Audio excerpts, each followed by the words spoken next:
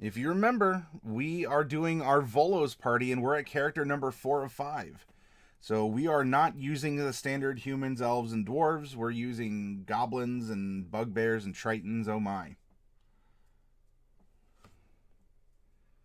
And yeah, you know, Mage, you said, can I choose all of them? Can you take care of them? Can you take them for walks? Can you take them for adventures? All right, let's start character number 4. Oh, Bubonic says Utopias is not shipped or sold in 15 states. What do you mean by that, Bubonic?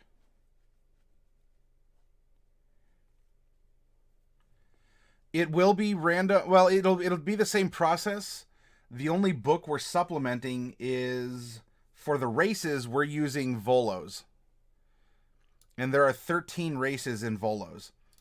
So far we have a Kenku Trickery Cleric, a Yuan-ti Enchantment Wizard, and a Goliath Circle of the Land Druid.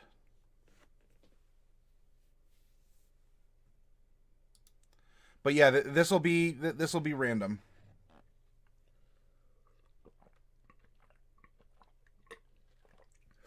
Oh, speaking of which, Derek,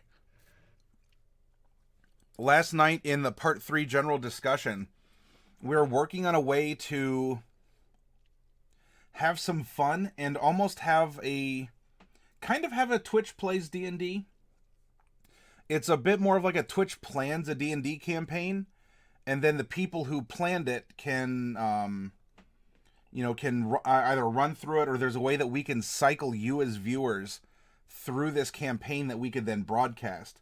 The basic premise, I don't have a lot of it worked out yet, is I would set up a template, kind of like a Mad Lib, and for the X amount of people that wanted to participate, you would fill out your portion of the template, not knowing. I'd ask you for a fantasy race. I'd ask you for roll 46, drop the lowest, and give me 6 ability scores. I would ask each of you to do random things, and then I would take them and I'd put them together into a campaign of sorts. And then it would be up to you all to run through this very interesting adventure that could end up having an animal companion with, a bunch of 18s and 16s in their abilities, and a PC who might have a 4 or a 6. And if we keep them as to, like, not necessarily one shots, but maybe like a dungeon crawl or something, we can cycle people through.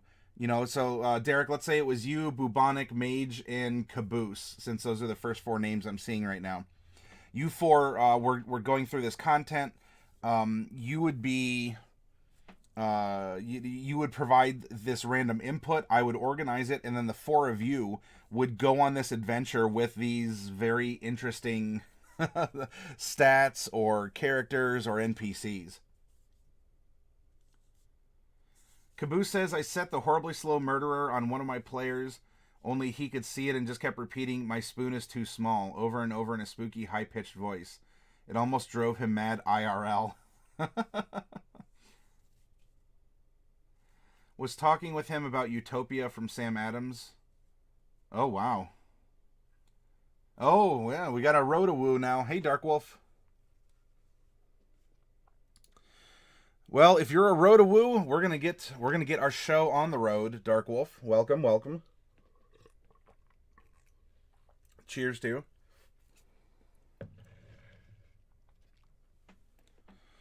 Let's figure out, do we have a male or female character? We're going to do that with a percentile die.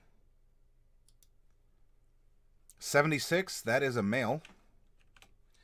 Bubonic asks, hey, did anyone see my hellishly fun monster? I put that, I showed what we were planning, Bubonic, on our Discord. And if you want on the break in between our sessions, I can put the full document up. We have a male, and we have, well, let's manufacture a 13-sided die and find out which race we're going to be rolling. Number 13, we have another Yuan-ti Pureblood. Oh, my.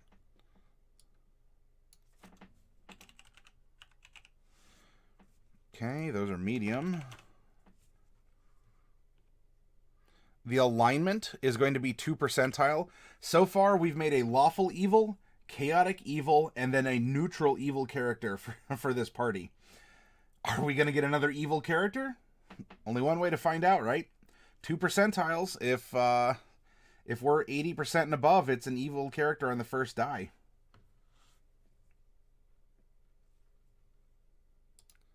No, in fact, we are at 1047. That is going to be good. That's going to be a neutral good character. Oh, this party dynamic is going to be something else, I tell you. Okay, now we're going to roll percentiles for the level of the character. Oh, come on. There we go. 76. That is going to put us at level 16. Snake Man, evil, evil, evil, evil, evil. Well, this one might have found a different way, I guess. Although right now, I mean, he's in a party of other evil characters. And then we'll see what number 5 gives us. Of the 4 stat bumps that this character is going to get, right, at 4, 8, 12, and 16, we're going to roll a percentile die and find out how many of those are going to be feats. At 58, none. We're going with pure stats on this one.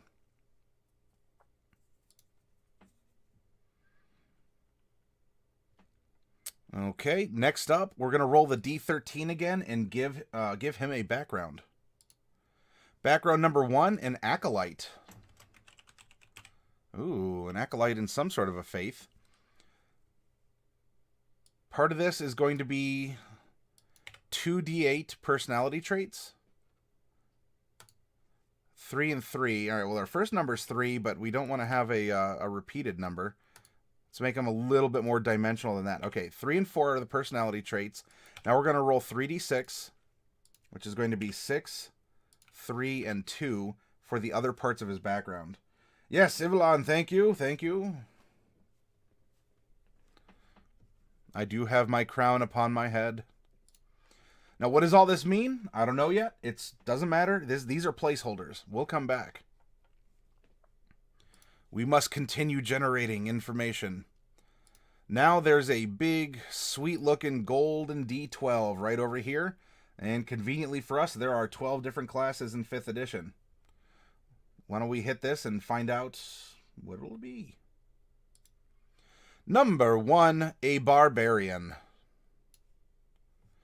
Barbarians can go odds or evens for their archetype. I'm going to hit the D12 and we'll go with what it says. Odds. We have a Berserker Barbarian.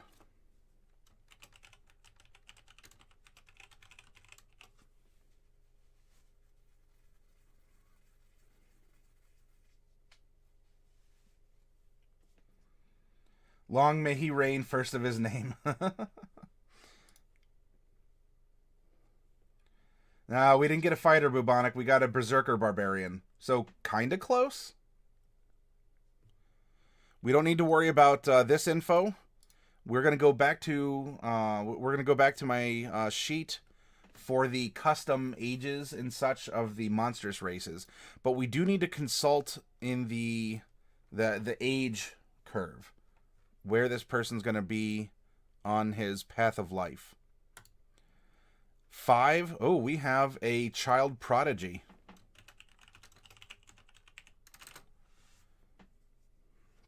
Okay. That can be reduced. Now we can consult this. We have our Yuan-ti. Right here, I'll scroll. There it is. Right above my crown now.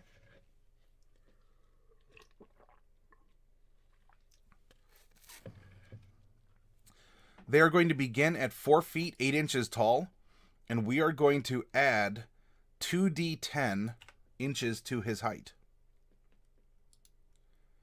We're adding 12. So this person is 5 foot 8 inches tall. Now we're going to take this same 12 and multiply it by 2d4. That is the weight modifier. 7. So we're going to add 84 pounds, so 194 pounds is the total.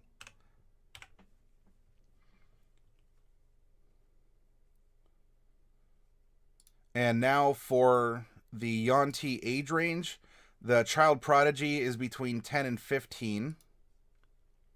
So we're going to roll a d6. 2, so 10, 11. Our other Yuan-ti is also a child prodigy at 15. So there must be some Yuan-ti cult or something around, or like some other civilization, and they're sending out kids to infiltrate society and maybe grow from the, from the ground up in that case. Berserker Barbarian. I love the way it rolls off the tongue. Yeah. Especially if it's a forked one because you're a Yuan-ti Pureblood. Yeah, I know, Dark Wolf. It's really interesting. Neutral good and chaotic evil. Very interesting. I wonder which one's the misfit. Well, they are. Yeah, that's true. The reptilianoids in the White House, all like the Illuminati. Everyone are like lizard folk or lizard people.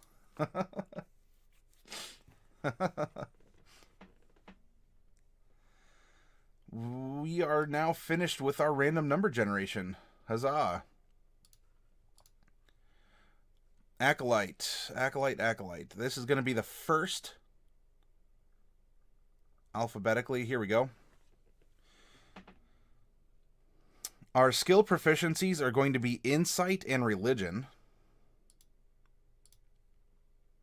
We're going to get 2 languages of our choice. Well, Yuan-ti speak 3 already.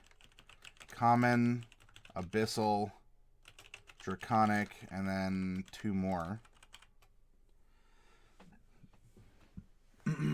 Seriously, Brotherhood of the Snake and the Something Wicked trilogy. Best songs for Yuan-ti. Yuan-ti equal V. And Ivalon is thinking Cold War spies. Ah. Oh, because it reminds me of the TV show The Americans, where the Russians are undercover pretending to be Americans. Yeah, that's... we are in a brewing war. And while these people may have their own agendas for their own people, the ones that are thematically illustrated here are under the yoke of the Shadowheart Empire. Now, maybe they want to undermine the Empire. Maybe they're working for the Empire. What if good and evil is really more or less, are you pro-Empire or anti-Empire in demeanor? I mean, if your religion is to sacrifice children, for example, you're still going to sacrifice children, whether it's to earn the favor of gods to strengthen your allegiance, or whether it's to earn battle favor for the upcoming revolution. So your nature in that, in how you're acting in your society doesn't change. It's how you are going to be using that nature. Not offhand, bubonic. I mean, when I saw V, I was thinking of the comic or the graphic novel series V for Vendetta.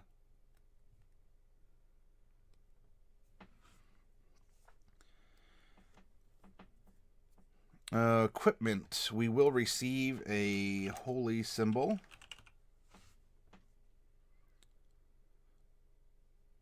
A prayer book.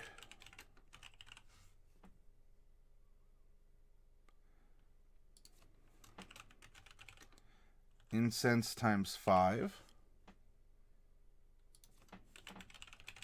Vestments. Common clothes. And a belt pouch with 15 gold.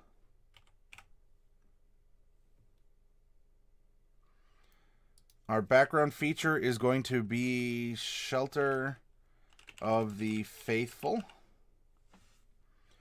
If we go to places that worship the same domain and or particular god, we can receive food and shelter and other such benefits for then in return maybe doing some labors for the church of some kind. Maybe performing some ceremonies.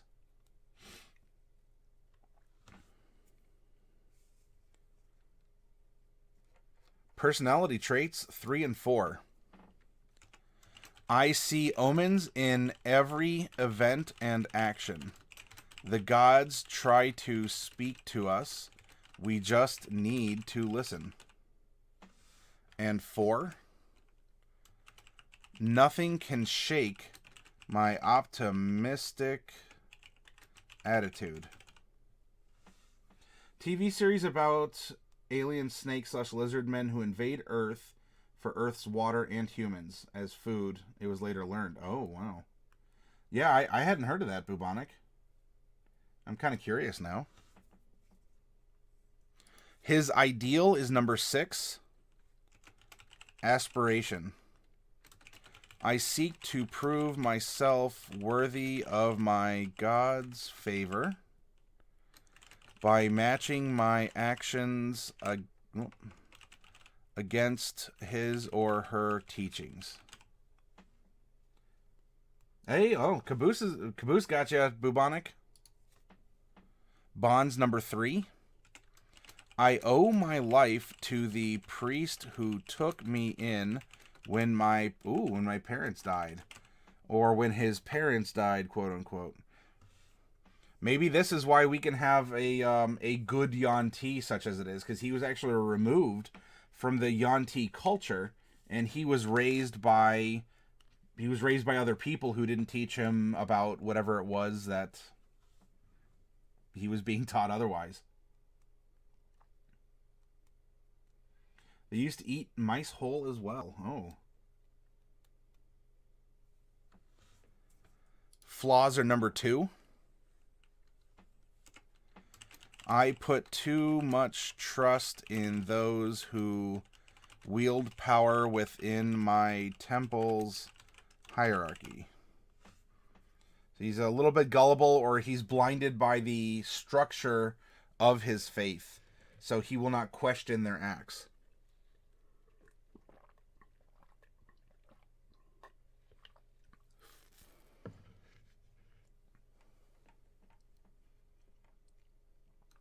And that might be partly, if he's not ignorant, it could just go to his inexperience, right?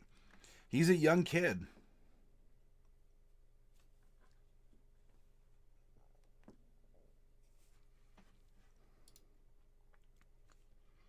That is our background. Now we're going to pop over to Volo's and revisit the Yuan-ti.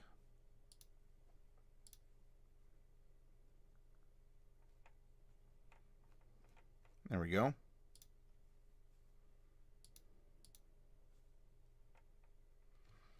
That's going to be the block that's up here in the corner above my crown. Your charisma increases by 2 and intelligence by 1. Make a little note of that. Charisma 2, intelligence 1. We have our age and alignment. We have our size. Speed is 30 feet, meaning that we can climb 15 and swim 15. We do get 60 feet of dark vision.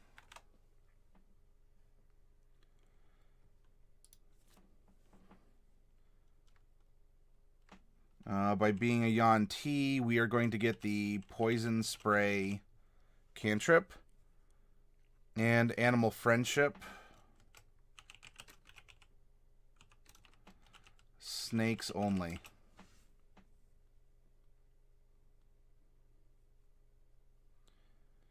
We do have advantage on saving throws against spells and effects. Woo! Combined with what you get as a barbarian for damage reduction. Ooh, that's kind of scary. Saves versus spells, magic effects. And we're also completely immune to poison. Boy, this Yuan-ti is going to be a very devastating barbarian.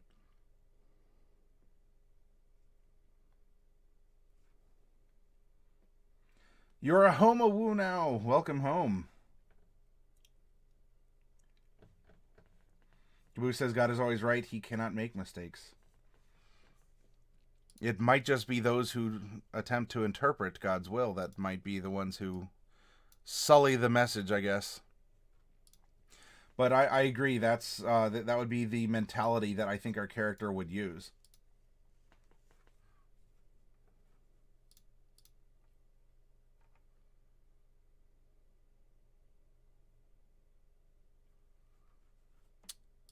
Let's go back here and go to Barbarian.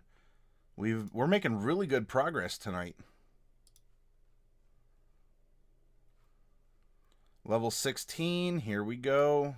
All the stuff in blue is what we're going to be looking at. But don't let that cross your eyes. We'll fill it in. We'll get there. We are a D12 hit dice class. And we get 16 of them because we're level 16.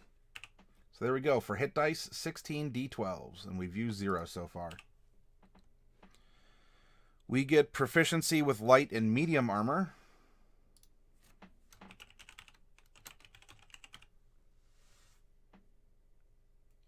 And shields.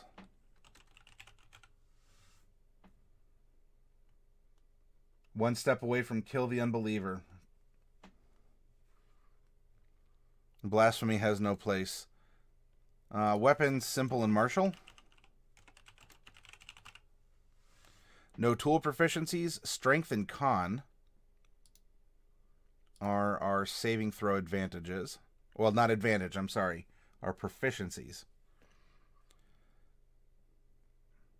And now we're on to skills.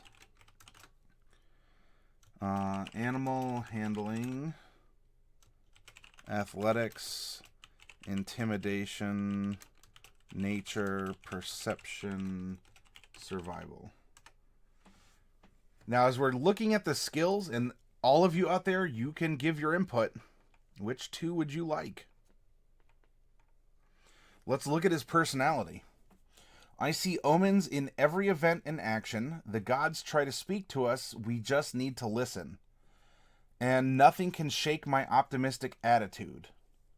Aspiration. I seek to prove myself worthy of my God's favor by matching my actions against his or her teachings. I owe my life to the priest who took me in when my parents died, and I put too much trust in those who wield power within my temple's hierarchy. Mage is thinking nature and intimidation. No, we do not have nature already. We have insight and religion.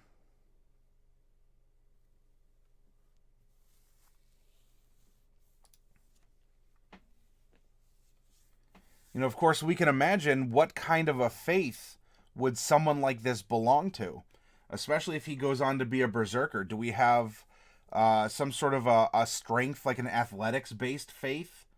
There's a god named Cord, or think in Greek mythology, Heracles is often the god of competition in sports. Or would this have been...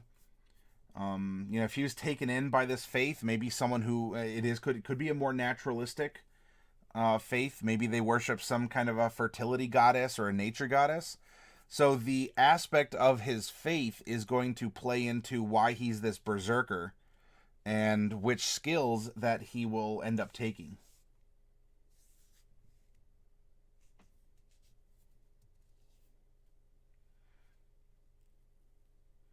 Caboose is saying intimidation and survival. You're thinking it's a snake god? All right, that'd be interesting if an orphaned Yuan-ti went into like a snake handling cult.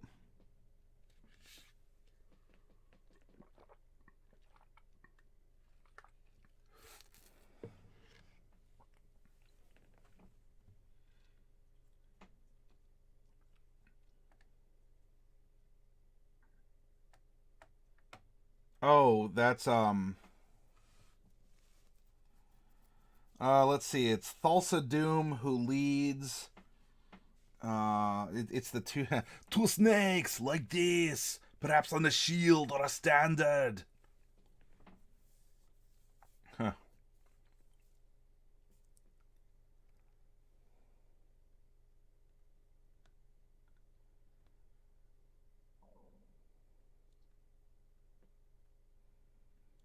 See, so I see a nature and intimidation. Intimidation and survival. Looks like intimidation is going to be definitely a consistent one. No, Dark Wolf, all these snakes. I like that.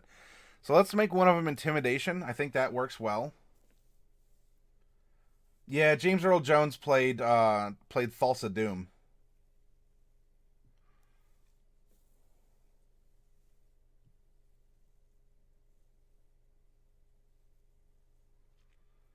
And looks like we've had survival. Bubonic says we need survival. Caboose thinks intimidation and survival. Thank you, Mage. Yeah, we'll go survival also. So that's tracking, finding food and water in the wild, that kind of a thing.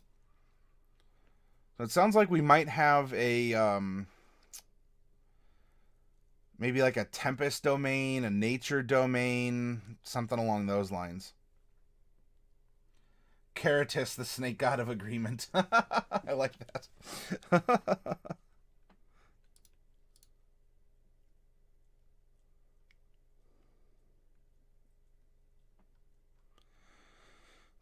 A great axe or any martial melee weapon.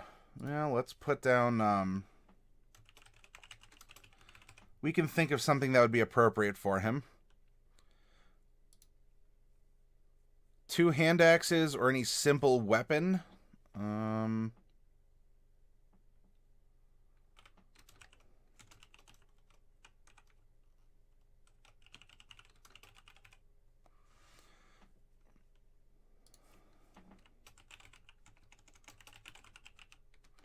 Four javelins. And then explorer's pack.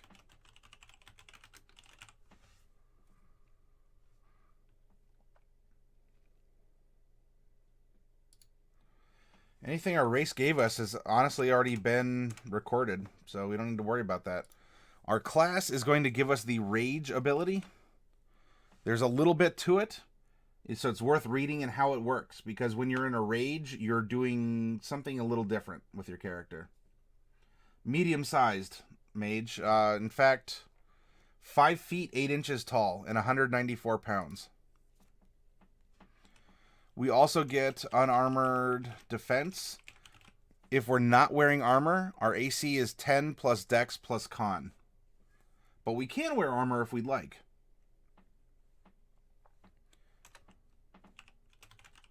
Reckless attack. We can attack with advantage, but we grant advantage to other people attacking us, because we're just swinging wildly. We also get danger sense. Danger sense. You gain an uncanny sense of when things nearby aren't as they should be, giving you an edge when you dodge away from the danger. You have advantage on dex saving throws against effects that you can see, such as traps and spells.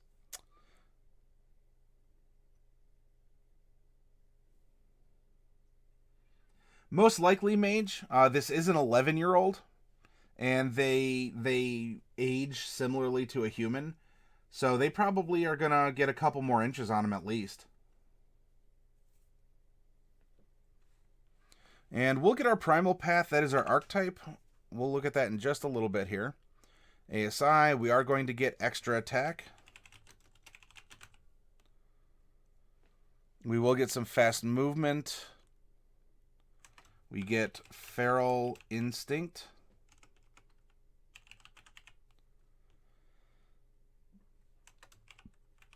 Brutal critical.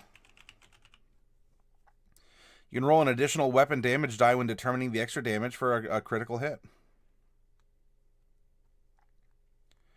And actually, this is going to be, since we're level 16, we're going to get +2 die. Relentless Rage. Your rage can keep you fighting despite grievous wounds. If you drop to 0 hit points while you're raging and don't die outright, you can make a DC 10 con saving throw. If you succeed, you drop to 1 hit point instead. And we're also going to get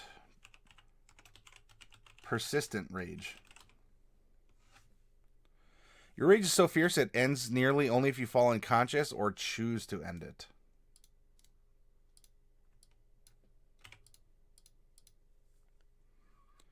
And we don't get Indomitable Might until 18, and we're only level 16. We have taken the path of the Berserker. Dun dun dun. Have they hit puberty yet? Probably, I don't know, at 11? It's a snake person. It might just be starting. You know, he might be going through that process. You know, he's starting to get scales in places that he didn't have scales before or something.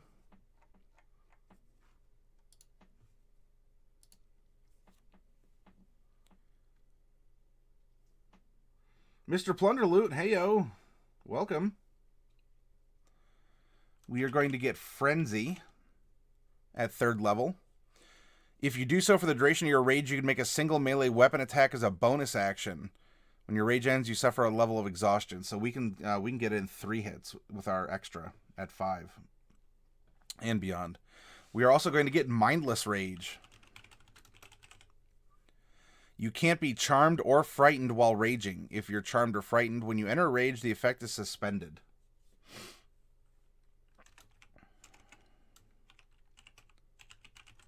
Intimidating Presence. At 10th level, you can use your action to frighten someone with your menacing presence. When you do so, choose one creature that you can see within 30 feet of you. If the creature can see or hear you, it must succeed on a wisdom saving throw. Or be frightened of you until the end of your next turn. On subsequent turns, you can use your action to extend the duration of this effect. Make people run away from you. He probably still thinks girls have cooties, though. That could very well be.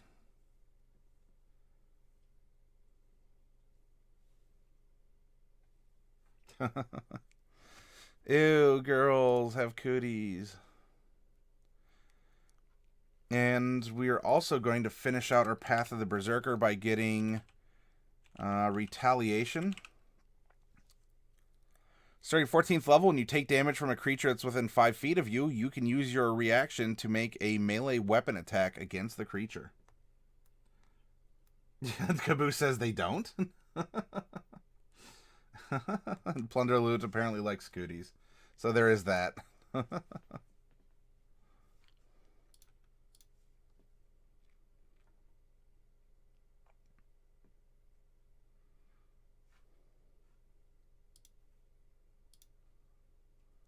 There is his class information.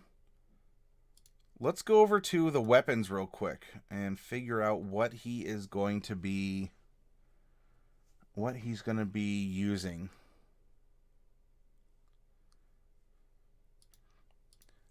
You know, it says Great Axe, but really we can take any martial melee weapon.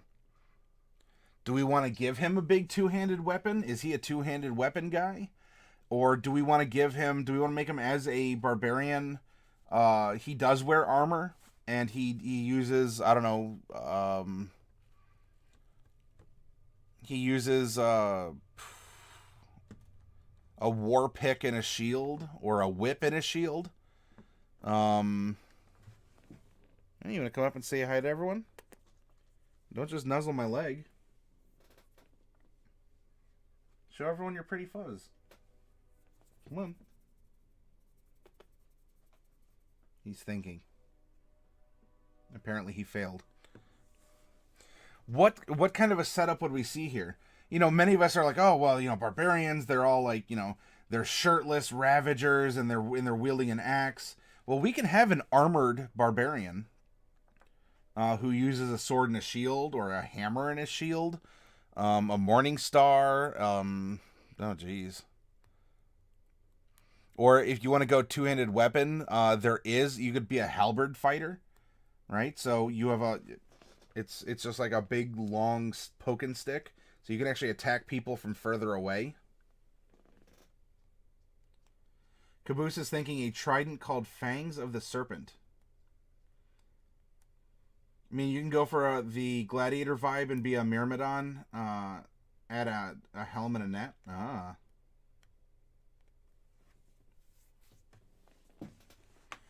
What's his personality traits? I didn't catch it. Oh, personality traits, Dark Wolf.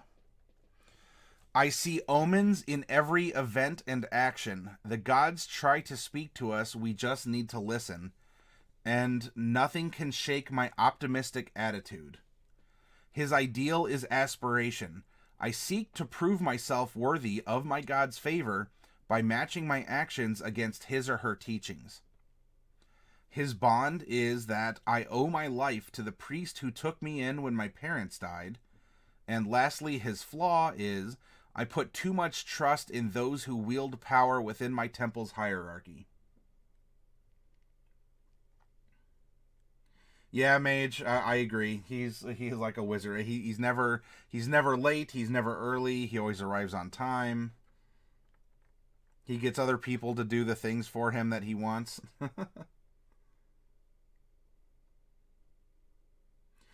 Ivalon says, I always preferred the idea that the Barbarian is not a mindless Hulk, but someone who focuses their emotions. Hulk not mindless. Hulk have Hulk mind. Says Mage. I think a Berserker Viking type warrior would be pretty interesting.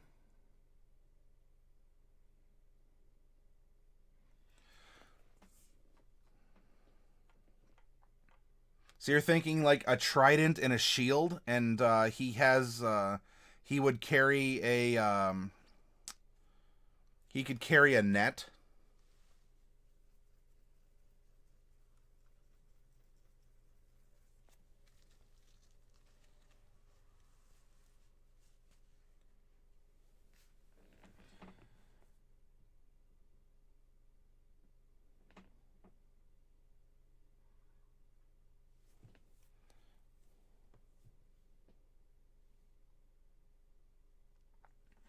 Well, I don't think that's everyone. Heck, you know, the fact that barbarians can be literate in this edition is a big step too, Evelyn.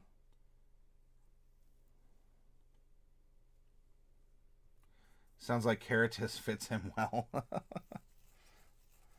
So he's more of an orangey Yuan-ti.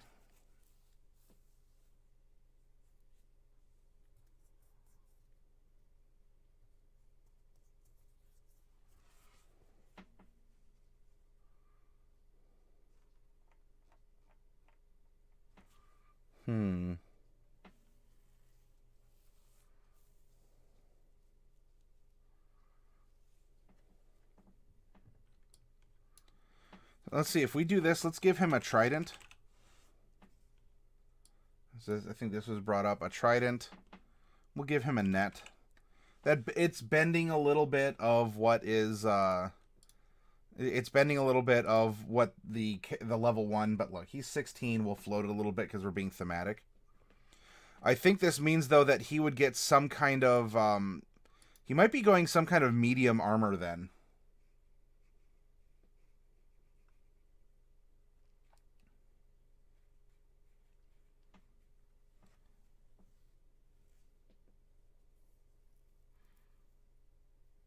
Maybe with one of them awesome Ulfbert Sverds. Well, I'm not sure what one of those is like. We can change this around. I'm going off of the things that I'm seeing here in the community. And he doesn't have to be unintelligent either, Ivalon. I mean, especially by being a Yuan-ti, he's getting a +1 naturally.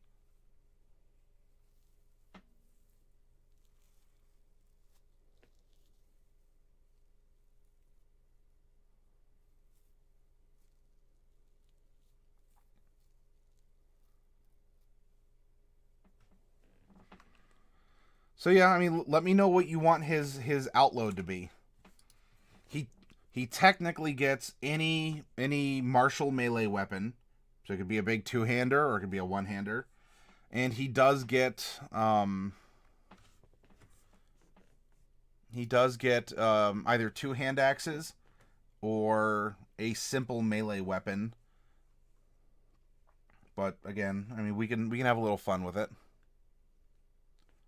Do we want to make him a weapon and a shield? Do we want to give him light or medium armor?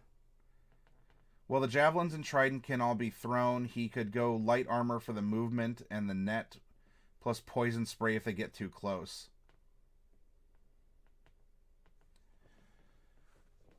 It'd be more like a snake, because the Yuan-ti are a snake people.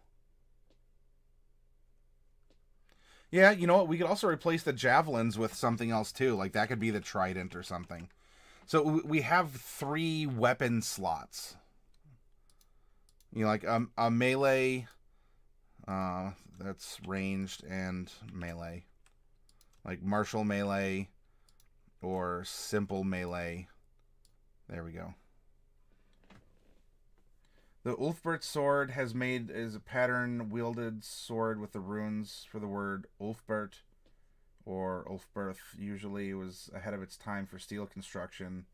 It would also carry a few throwing axes and a shield normally.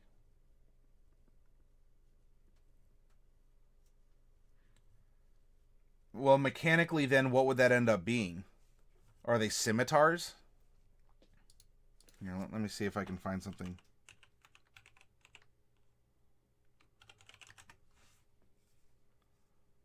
Here we go.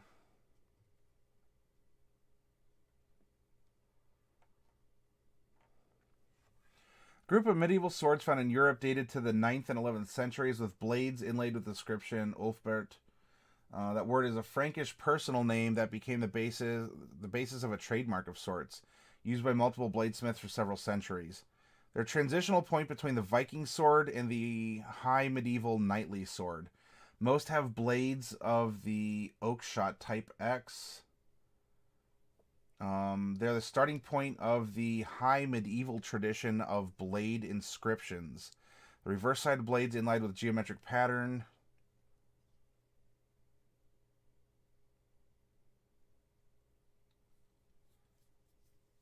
So they're almost like a short sword, maybe. I don't know. Do we want to make like a Dex Barbarian and give him a short sword and a shield? I mean, we could still go strength, I guess, or we could balance it out.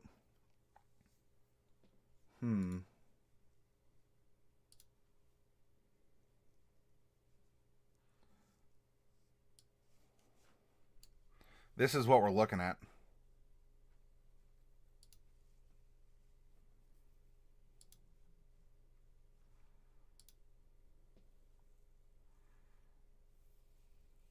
No, it'd be a long sword, but it'd be possibly a masterwork quality.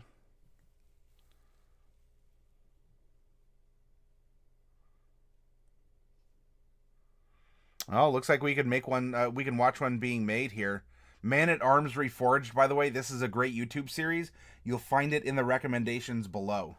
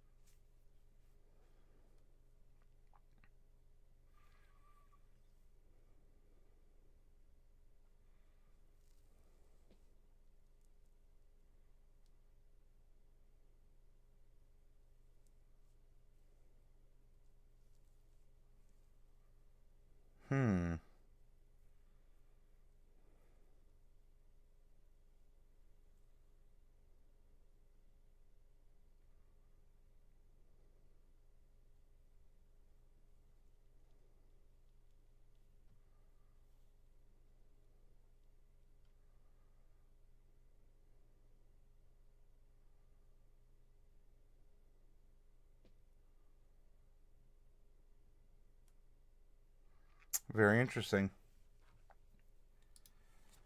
Oh yeah, Mage. They have a lot of if I can speak, they're doing recent stuff too. I would go back and catch up. It's a great show. It is falsified as a hand and a half sword, or classified as a hand and a half sword, so between a long and a short sword. Yeah, it looks like it was mentioned in the wiki article that it does seem to be a predecessor to a long sword.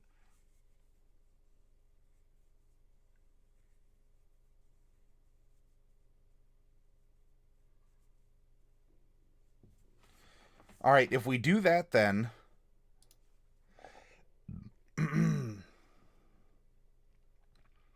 if we're building him thematically here, if we do that, we're going to give him a longsword.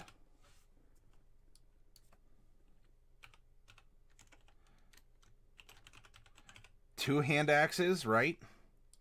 And then 4 javelins, I guess. We'll give him a shield. And What kind of armor? Would he wear medium armor? Here, let's go back up.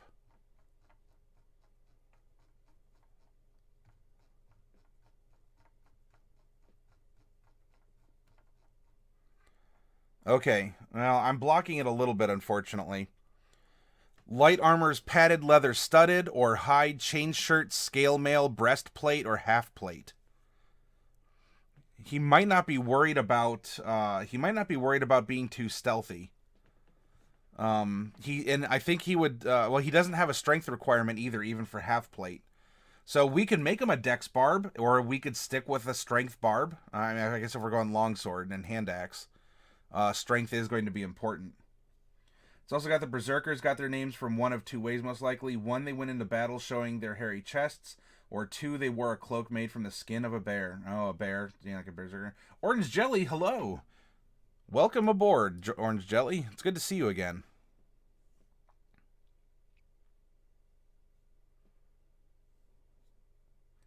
Oh, critical roll? Nope, I got you. You're good, Orange.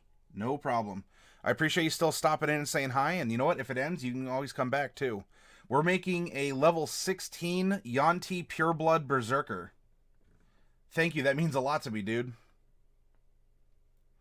By the way, who's an acolyte? So he was adopted by a faith, which is probably explaining why he's good. Maybe. And he is. It might be some sort of like an athletics temple or a sports temple, but he went berserker, and you can see some of the skills that we made him proficient in.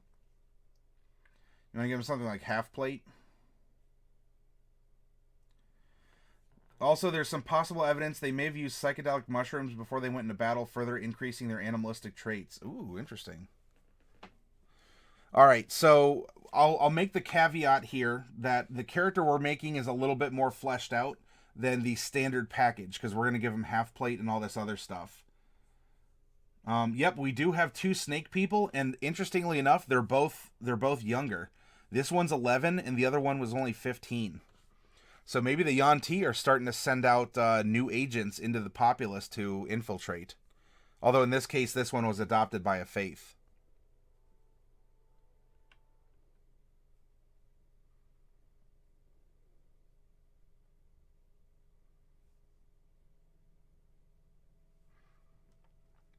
So let's say that we did get this person half plate armor. All right. I'll tell you what. I need to get up for a second here. I'll be right back. I'll keep the information above, and if you want to talk out his stats, you know, because this guy's got to be very interesting for stats, right? We have intelligence and charisma on a Berserker Barbarian, but someone who can actually make use of Dex, and maybe not. I don't know if we want to give him a high con. I'll be back shortly, okay? And talk it out, and I will catch up with what you're talking about when I come back. All right.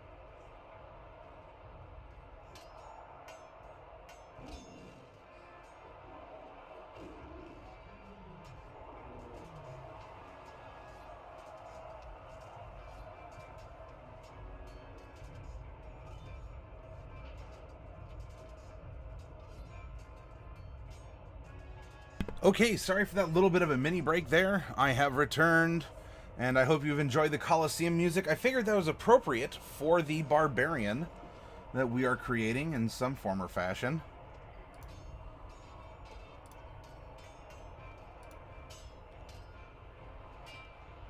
Also, Norton the Knoll, thank you very much for that host. Knoll Pack Raid, thank you very much, Norton.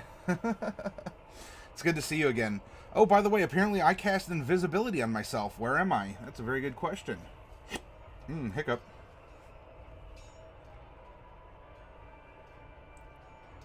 Where am I? Here I am. Hello, hello. Alright, let's see what your thoughts were here. Have played also some possible evidence they may have... Okay, that's the mushrooms. Yeah, we have two snake people. Or the Yuan-ti are dying from some mysterious plague and orphans are showing up. Ooh, good twist, Caboose. No, the Yuan-ti are usually very ahead of such schemes. That's the twist. Oh, what a twist, what a twist. Plunderloot, maybe they sense some weakness in one of the kingdoms and they're slowly sending out their kin to get more information just in time to strike and become the new rulers of the land. Aha, so while we think that the Shadowhar Empire is actually the antagonists, there is another... There's a bigger fish in the sea, or at least a sneakier one with a big distended jaw that could even strike at the Empire.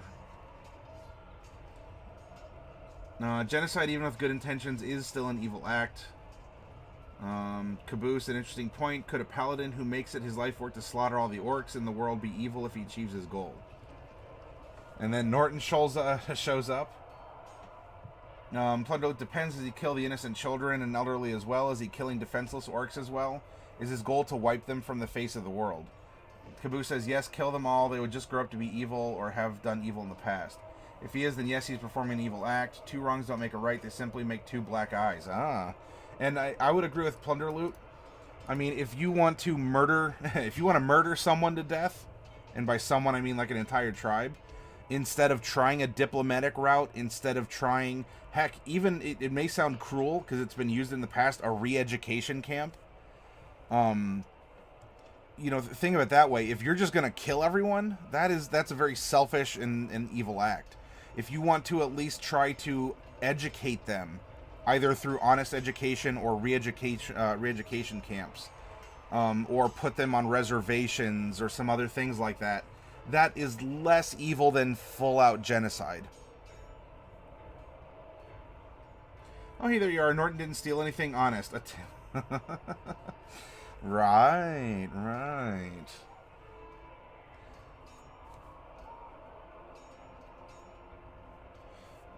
Let's see. Okay, so yeah, as I was saying, we're making a bit of a non-standard character from the books, and we're using the excuse, look, he's level 16, and we want to build kind of a cool thematic thing for this character. We will give him half plate. We will give him, you know, weapons that aren't the starting package, and so that's the caveat. Will we do this with every character? Nah, not every character. But you know what? If there's characters that are really fun or inspiring, or we want to see where we can take them, especially if we're genning up a higher level, I think it's appropriate to do so. Now that we have then all of this information, we need to start throwing out some stats. Now, Ivalon doesn't want a dumb Berserker Barbarian, and I think I would happen to agree. I don't think we need to put a 15 in intelligence, but I don't know, we could do kind of a... What if we did 13, 14, or maybe the 14 should go here, so he can get the armor bonus. That's kind of meta, and if you'd rather him have a lower dex, let me know. Because I don't mind making characters with obvious mechanical flaws. That charisma is the dump stat. So if we put 8 up here.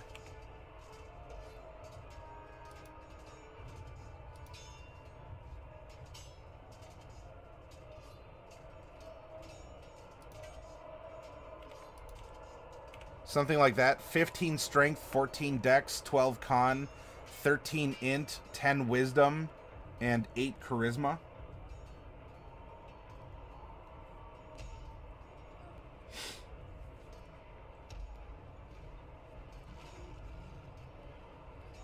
Norton, here's a rabbit, but it is instead a kobold mage, the sneaky little guy. You attack with advantage. 15 and 7. Oh, nice. Norton hunted down the kobold. You're debating intelligence and wisdom? Well, if you want, maybe we could swap it. If we don't want him to be super smart, we can make him wiser and give him more of instinct and instinct, kind of. Insight and survival, and we could put the 13 in wisdom and the 10 in intelligence. Yeah, his food. Weapon, he's gonna go longsword with a shield.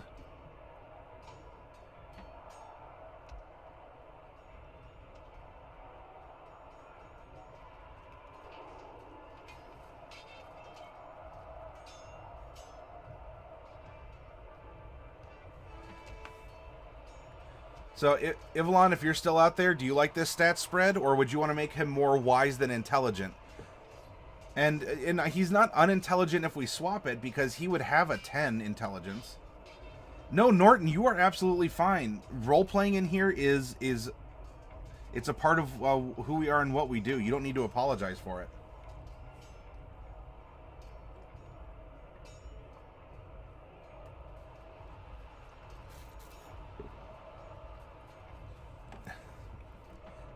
Did anyone feel that? It felt like someone just sort of snuck in and is hiding in a corner, but I don't know, it could be my mind.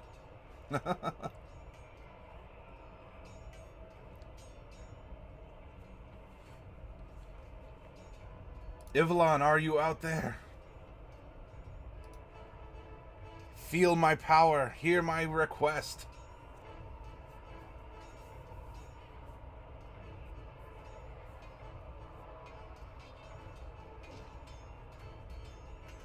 Yeah, just give him a tag.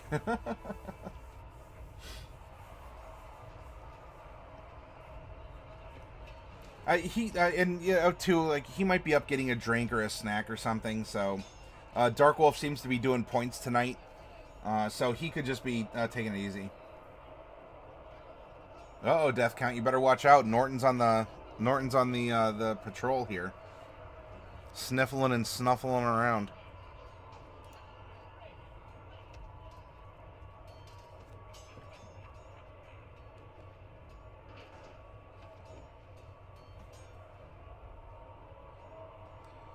Well, we can come back to this and swap things around.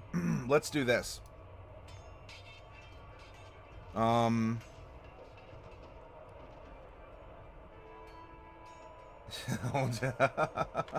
That's why you always carry bacon on you.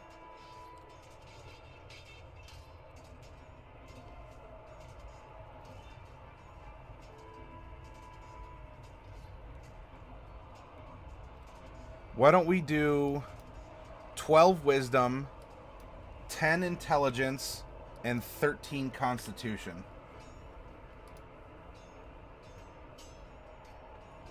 Now, if we do things this way, this is going to be a weird first level, but this means throughout the 4 ASIs that we're going to get, we can level out his scores and focus then on the things that we want to do with him. Hakora, thank you for the auto host with your viewers. I appreciate it if you're here and watching and among them. So this way, you know, he'll have a kind of a higher intelligence. He'll definitely have a solid wisdom, and so plunder loot, because you were offering up some stats. Hopefully this looks good, or you know, Bubonic One. I know that you like putting out a lot of stats for the type of character we're building. I hope this looks good for you as well. If we do this, this is going to give him an 11 intelligence and a 10 charisma. So his dump stat is at least neutral.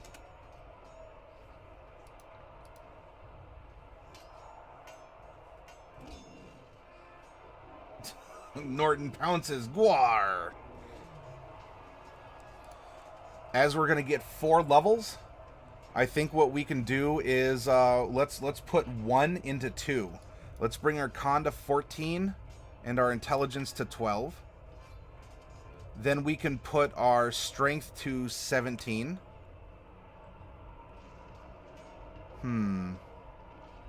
We get 2 more.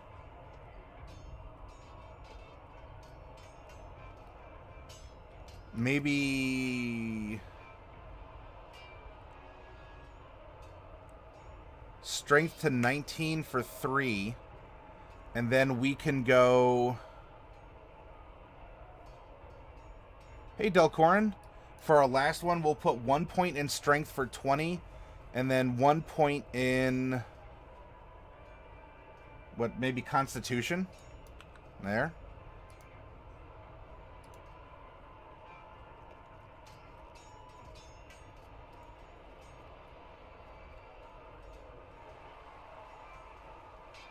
My arm is not a chew toy. Norton the Knoll starts pulling on Death Count's arm and gets covered in blood. It seems like Norton would beg to reconsider. You're undead, it just falls off.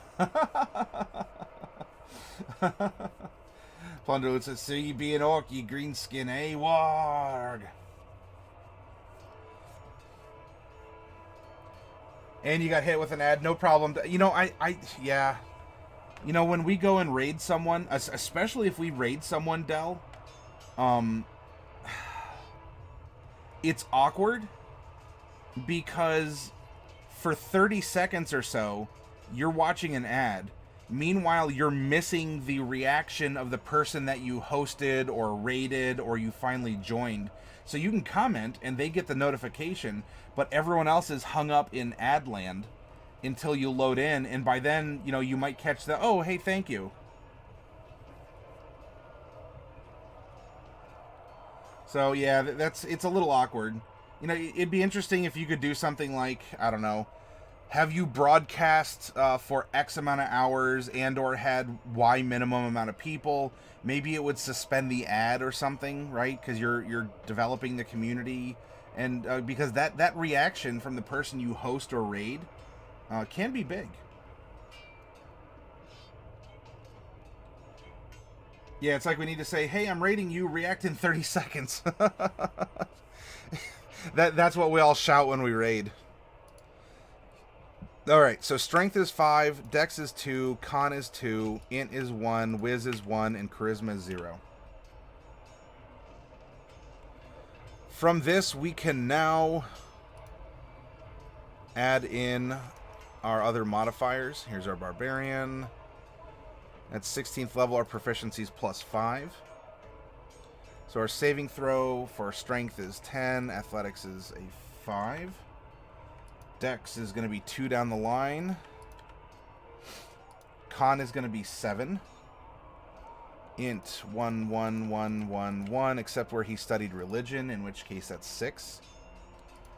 Saving throw for wisdom, 1, 1. Medicine and perception are 1. This is going to be 6 insight, 6 survival. And his charisma, 0, 0, 0, 0, except intimidation, which will be 5. So it's nice he doesn't have negatives. Norton runs off with the arm. This is Norton's now. Hyena laugh.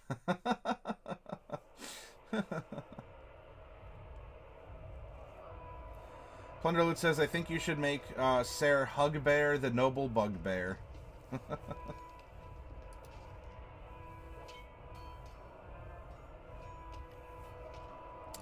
Hit points are going to be full hit die at level 1, which is 12 as a barbarian.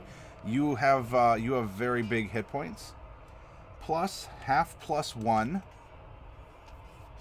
Half plus 1 is going to be 7. And we're going to do that for every other level beyond 1. So that's 15 levels of half plus 1. The first level is the full. Now, half plus 1 can seem kind of punishing on barbarians because they have a d12 hit die. You know, in a 7 to a 12, you're like, that seems a little worse than a 6 to a 10 or a 5 to an 8, that kind of a thing. I mean, look, if you got a D100 hit points and you got 51, you're like, but hey, there's 49 other hit points. I'd almost rather roll. The bigger the number, you know, it's something to talk to your DM about.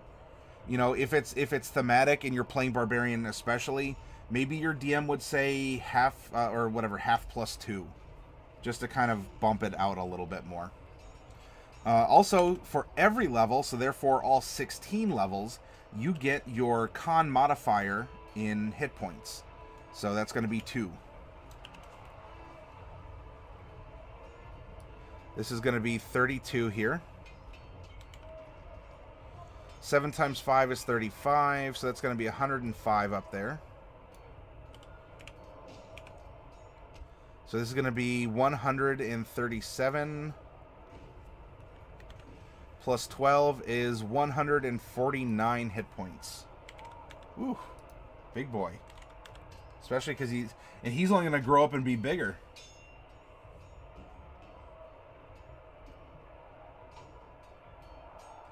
Norton's taunting, you're never going to get your arm back. Well, death count, I guess you'll just have to go dig one up elsewhere and kind of like fit it into the socket.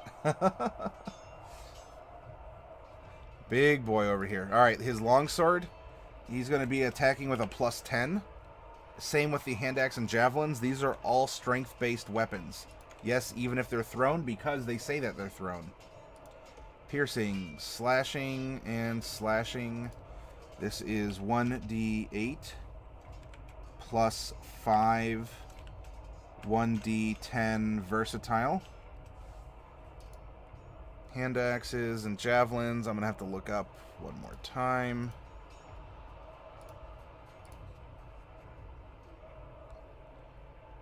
Javelins are 1d6 piercing, 1d6 plus 5.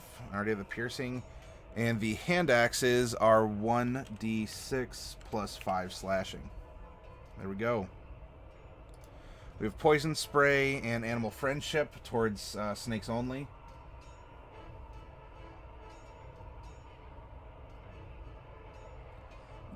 Yeah, there was a rule if you did something like that, King. There was also a feat you could take called Monkey Grip, and Monkey Grip allowed you to wield I think it allowed you to wield a two-handed weapon in one hand, or a weapon category size larger than you could normally in two hands. So if you could, you'd be like a Diablo 2 barbarian, right? You could have 2 great swords with Monkey Grip. Or you could have, so let's see, a great sword to a medium creature is a long sword to a large creature. So you can wield a giant, like a large sized creature's long sword, which you normally couldn't because you couldn't grip it. Yeah, two-handed weapon in one hand, that's versatile. That's what's indicated here with longsword. If you two-hand a longsword, you can use a D10 for your damage dice.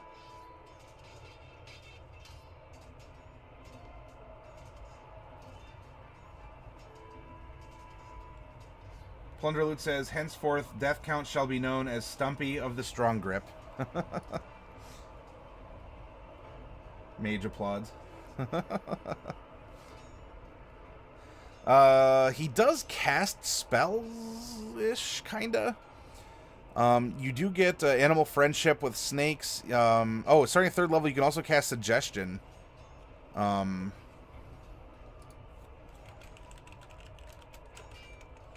Snakes only. Charisma is your spellcasting ability for the spells.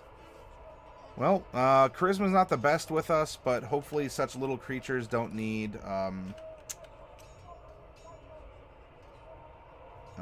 ton of convincing otherwise. Everyone wants a DM 3.5 rip 5e characters. King says, oh, that's right, that's how it works. It was just looking at the 3.5 SRD and the different sizes for every different weapon. Yeah, because so you have a medium-sized creature with a long sword. That is a great sword to a small creature, or a short sword to a large creature. And so your size category depended on things like that too, or for your proficiencies and whatnot.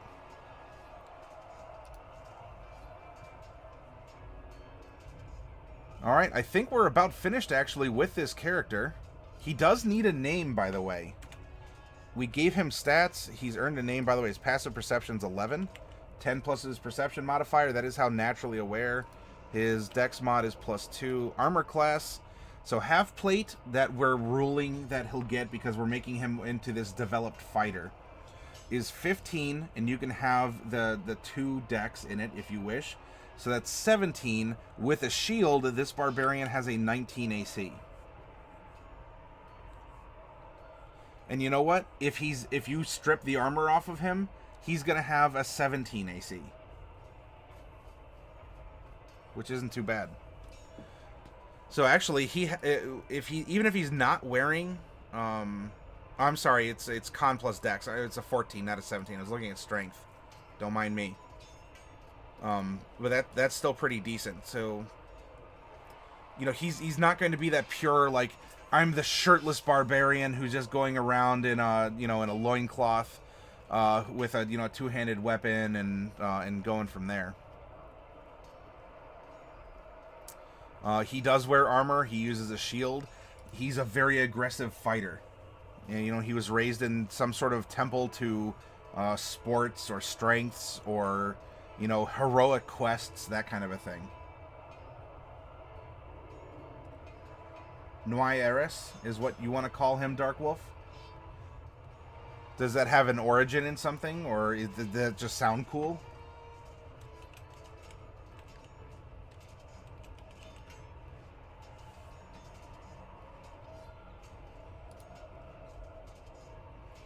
And of course, you know, being an athlete who has an Acolyte background, he will be glad to do a tableau in the end zone when he wins.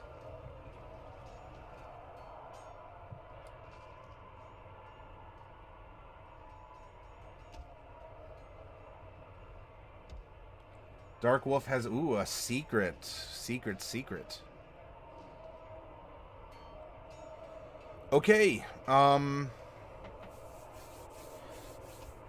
gonna get up for about 5 minutes. I took a little mini break earlier, so I'm not gonna be gone that long. When I come back, we are going to have a DM advice discussion about how small your world gets as your player characters level up and get access to various spells. Or other means of communicating or traveling. But I think we have a finished character here. I'm happy with it. We'll wrap it up, take 5 minutes or so, and then come back and we'll have our DM advice section. You'll let me know after the last character? Alright, that's fair.